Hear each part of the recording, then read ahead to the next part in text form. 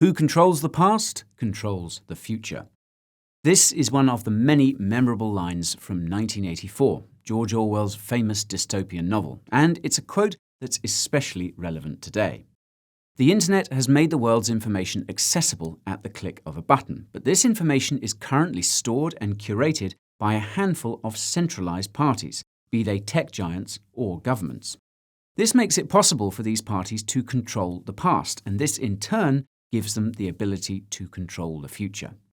Arweave is a cryptocurrency project that aims to store data in a decentralized and permanent way to make it impossible for any centralized party to have this level of control over humanity's history. Today, I'm going to explain what Arweave is, how it works, I'll go over the tokenomics and price potential of the AR coin, and tell you why I think Arweave could be one of the most powerful projects in cryptocurrency.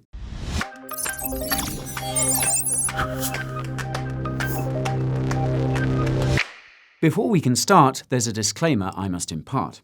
I know this video might make you feel some FOMO, but it's up to you what you do with your portfolio. I'm just here to bring you the facts. I'm not licensed to help you with your cash or help you stack sats. If you're here because of YouTube autoplay, my name is Guy and today is your lucky day. That's because you've stumbled across a channel with some of the highest quality crypto content you can find. Coins, tokens, news, reviews, exchanges, tutorials, market moves, and many other topics that have slipped my mind. If this is the kind of content you need to have, subscribe to the channel and ping that notification bell because crypto is much more than a fad. If you're feeling lost, refer to the timestamps in the video timeline that I've flossed. You can use them to skip ahead, but watching until the end is always best. So, now that you're up to speed, let me tell you all about Arweave. Arweave was founded by fellow Englishmen William Jones and Sam Williams, who met at the University of Kent while working on their doctorate degrees in distributed computer systems and networks. Sam has been dabbling in crypto since 2012 and actually participated in the Ethereum ICO using Bitcoin that he'd mined himself. In an interview with Multicoin Capital, Sam explained that he came up with the idea for Arweave following the US presidential election in 2016. As some of you may recall, back then the buzzword was fake news, and Sam realized that there was no way of actually objectively verifying whether a piece of news was fake or not. This is because centralized media companies can secretly edit or remove articles, but also because web archives like the Wayback Machine will take down historical web content if requested to do so by individuals, institutions, or authorities. Sam pitched his idea of a permanent decentralized storage system to William, and in early 2017, the pair dropped out of school, founded a for-profit company called Minimum Spanning Technologies Limited, and started building Arweave. Back then, Arweave was known as Archain, and the rebrand took place in early 2018 on the grounds that Archain was too similar a name to other cryptocurrency projects at the time. Following 2 community sales of the AR coin, the Arweave mainnet went live in June 2018. Shortly afterwards, William decided to leave the project to complete his PhD, leaving Sam as captain of Arweave. In early 2019, the Arweave team created the permaweb, a critical layer of its architecture, which I'll get to in a moment. In early 2020, Arweave launched the Arca DAO on Ethereum, which handed over control of Arweave to the community. A few months later, Arweave 2.0 went live, which supercharged the protocol's data scalability. Smart contracts were added to Arweave in June 2020, and by the end of 2020, Arweave had attracted the attention of some very big players and projects in the crypto space. One of these projects was Solana, which partnered with Arweave in December 2020 to store all its blockchain data on Arweave's decentralized database. Now, this is because Solana's insanely high transaction speeds means its blockchain creates a lot of data, and this means it would quickly become impossible for most Solana validators to store the full transaction history, which would compromise Solana's security. You can learn more about that issue by watching my video about the fastest cryptocurrencies using the link up there in the top right. Anyways, Arweave differs from other decentralized storage cryptocurrency projects in many ways. For starters, all data stored on Arweave is stored forever. Not only that, but you only need to pay once to store that data. Now, by contrast, every other decentralized storage cryptocurrency project only stores your data for as long as you're paying the computers connected to its network for that service. If you're wondering how Arweave makes permanent storage possible, the answer is economics. As some of you may have noticed, the cost of computer storage has been going down at a rate of roughly 30% per year.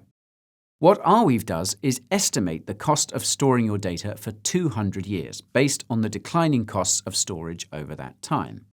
To be on the safe side, Arweave assumes that the cost of storage during that time will only go down at an average rate of 0.5% per year rather than 30%. The result is an upfront storage cost of about $15 per gigabyte of storage on Arweave at the time of shooting. This is obviously much more than both centralized and decentralized storage solutions, but what you're paying for is data permanence. The data stored on Arweave is there forever in the original state it was stored. Any modifications will always create a copy of the original with the changes, leaving the original intact. This high upfront cost also has the side effect of optimizing data storage because people will only pay that much to store what they think is worth making permanent. It also incentivizes them to keep file sizes as small as possible. This means that even though Arweave only has 10 terabytes of storage compared to Filecoin's 11 million terabytes, all Arweave storage space is being used, and all the information on there is very valuable. To make sure Arweave actually continues to exist for as long as possible, only a portion of the fees paid for data storage goes to the nodes on the network right away. The rest is put into an on-chain treasury or endowment, which automatically pays out rewards to nodes when the block rewards and partial data storage rewards aren't enough to cover their operating costs. This is also set up in such a way that it accounts for the declining costs of storage over time. If that wasn't crazy enough, it is insanely easy to store websites on Arweave using the Arweave browser extension wallet.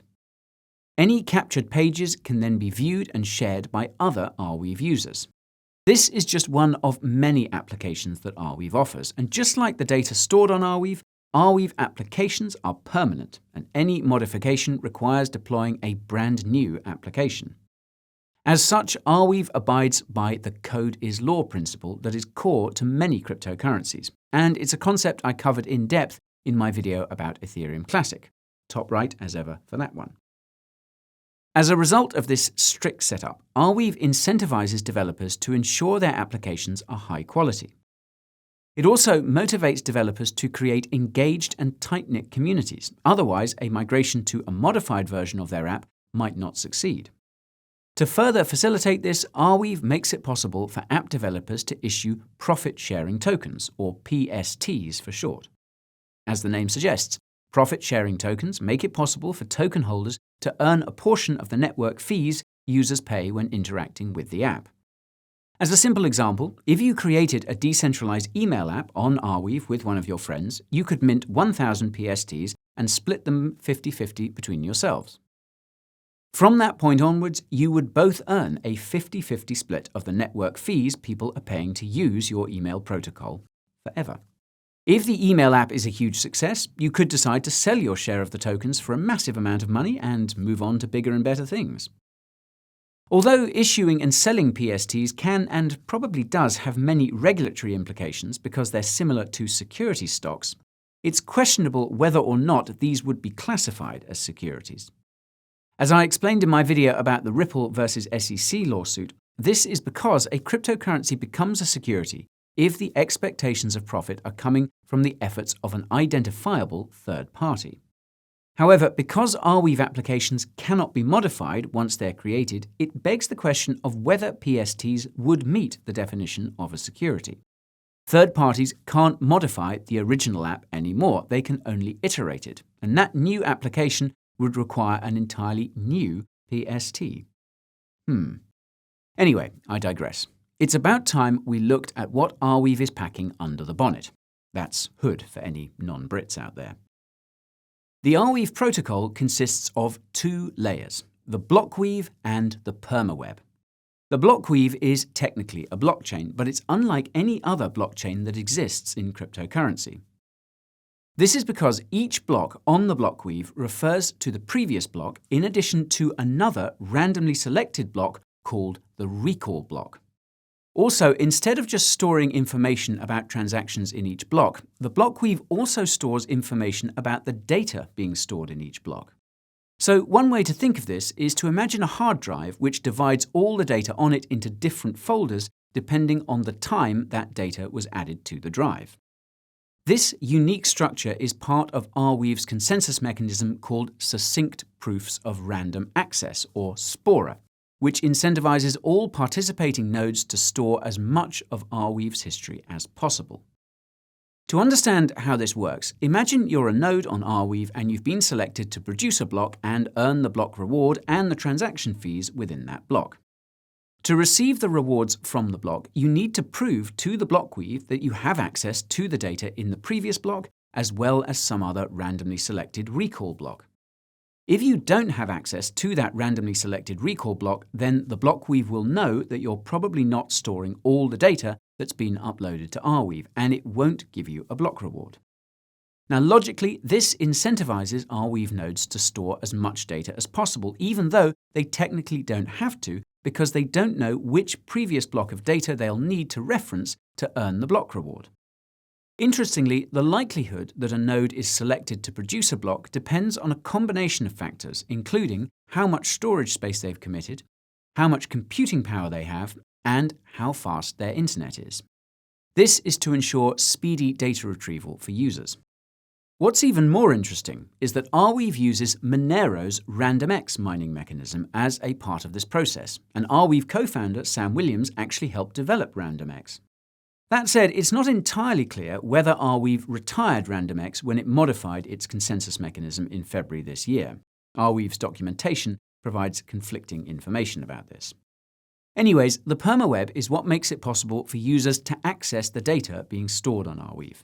In the words of the Arweave wiki, quote, "The permaweb is a permanent and decentralized web built on top of Arweave.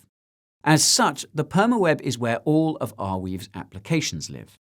These are created using SmartWeave smart contracts, and they can be accessed via various gateways that look and feel like regular websites. To top it all off, because the Arweave protocol uses HTTP, this means what's on the permaweb can be indexed and interacted with from the regular World Wide Web. And did I mention that Arweave can also handle around 5,000 transactions per second? Now, I know that was a lot to take in, but this is all just the tip of Arweave's technology iceberg. I'll leave a link to an in-depth article in the description if you want to learn more about how the Arweave protocol works. But for now, I need to get to the AR coin before I run out of time. AR is Arweave's native cryptocurrency coin. It's used to pay transaction fees on Arweave, including for storing data, retrieving data, interacting with permaweb applications, and sending AR coins. Fun fact, AR is denominated in Winstons, which is the name of the main character in 1984, the aforementioned novel by George Orwell. AR has a maximum supply of 66 million, and 55 million AR were minted when the Arweave mainnet went live in June 2018.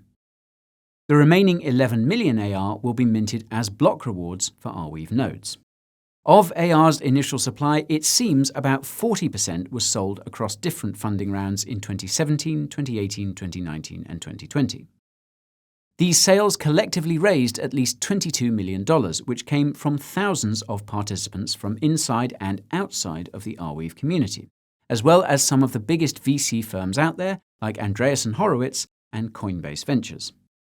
3% of AR's initial supply went to Arweave's advisors, 13% went to the Arweave team, and the remaining AR coins were set aside for future use.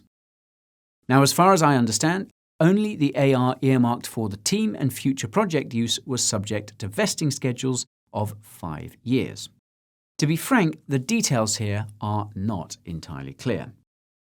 In any case, AR seems to have some robust tokenomics because its price action has been pretty incredible. What's interesting is that AR's price mirrors that of Solana's Solcoin, and that's no coincidence. Recall that I mentioned Arweave stores all of Solana's blockchain data. Well, paying for storage space on Arweave requires purchasing AR, and this means that Solana is creating a strong stream of demand for the AR coin. The more Solana is used, the higher the demand for AR will be, and we seem to be seeing the consequences of this on the charts. The advantage that AR has over Sol is that AR seems to have slightly better tokenomics than Sol, and AR also has a much smaller market cap. This means it's much easier to push up the price of AR than of Sol. It's even possible that there's a point at which Solana's adoption will do more for the price of AR than the price of Sol due to this dynamic. AR also has the added advantage of being an up-and-coming cryptocurrency. It's not listed on any reputable exchanges besides Binance and Huobi, and a big-name exchange listing could pump its price. Now, it looks like a Coinbase listing could be moments away, given that Coinbase Ventures invested in the project and Coinbase mentioned in a blog post in January this year that they were looking to list AR. If you're curious about whether your favorite crypto will get listed on Coinbase, be sure to watch my video about Coinbase's listing criteria by using that link up there in the top right. Now, as amazing as Arweave is, there are a few concerns that I have about the project. My first concern relates to AR's tokenomics, specifically the allocation of its supply. As you can see here on the Arweave Explorer, almost half of AR's supply is heavily concentrated in the top 20 or so wallets. It looks like these whales could dump their AR at any time, but the constant stream of demand for AR coming from Solana would, and probably has, offset most of that effect. This brings me to my second concern, and that's that Arweave's success depends heavily on Solana's, at least for the time being. While Arweave is pushing to offer similar decentralized storage services to other cryptocurrencies, ideally, Arweave's growth would come from its own ecosystem of apps and users on the permaweb. Arweave's App Explorer suggests the permaweb doesn't have very many active users for the few apps it does have. Arweave's total active user count is slightly north of 1,000, and that's assuming the same user isn't using multiple apps. On the bright side, I did notice that Arweave's browser extension wallet has over 10,000 downloads, and that's definitely not bad considering Arweave's market cap. Arweave's Blockchain Explorer also notes that there are over 90,000 Arweave wallets, but it also reveals the relative centralization of the blockweave. There are just 151 nodes on Arweave, and though they're somewhat geographically dispersed, this relates to another potential problem, which is significantly more severe than all the others combined. Although Arweave brands itself as a permanent, censorship-resistant decentralized storage network, it also happens to have a content moderation policy. The guiding principle behind Arweave's content policy is that no node, application, or gateway should be forced to store any information, host any applications, or process any transactions they don't want to. This could be for any reason, ranging from personal preference to the laws in the region where that Arweave node is operating. This obviously makes sense, but it also presents a big attack vector for the Arweave protocol. For example, what if every country made it illegal to talk about certain facts or subjects? It sounds far-fetched, but recent events make this seem like it could be within the realms of possibility. More importantly, co-founder Sam Williams noted in a 2018 interview that all it takes is for 51% of Arweave nodes to agree that a block of data is undesirable for it to be rejected. And to my understanding, this could be applied retroactively as well.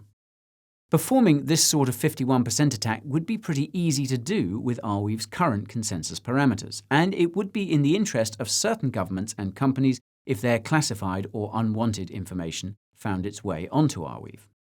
What's more is that Arweave has already partnered with one organization to monitor the blockweave for any abusive content. Given what this particular organization does, this too is a logical decision. But what if another organization with special interests forced its way into Arweave's content moderation process the way some have done in legacy media and social media? The effectiveness of this kind of takeover ultimately depends on Arweave's decentralization, which again seems to be lacking. Now, luckily, these are all issues that can be easily addressed, and all things considered, Arweave is well on its way to achieving its goal of becoming the world's, quote, collectively owned hard drive that never forgets. That's all for today's video about Arweave. But if you liked what you saw, let me know by making that like button glow. I've got a lot of other exciting videos in the works, so be sure to subscribe to the channel if you haven't already, and ping that notification bell to make sure you get a ding when the next one is ready. If you want more from the Coin Bureau, you can check out my new Coin Bureau Clips channel and follow me on Twitter, TikTok, and Instagram. Better yet, you can join my Telegram for the daily crypto updates you need and subscribe to my weekly newsletter to get the tools, tips, and tricks to turn your portfolio from red to green. If you're a die-hard member of the crypto scene, head on over to the Coin Bureau merch store and get yourself a nifty hoodie or tee. You can find all these resources and more using the links down below. Thank you so much for watching today's video. I've got to go, but I'll be back before you know.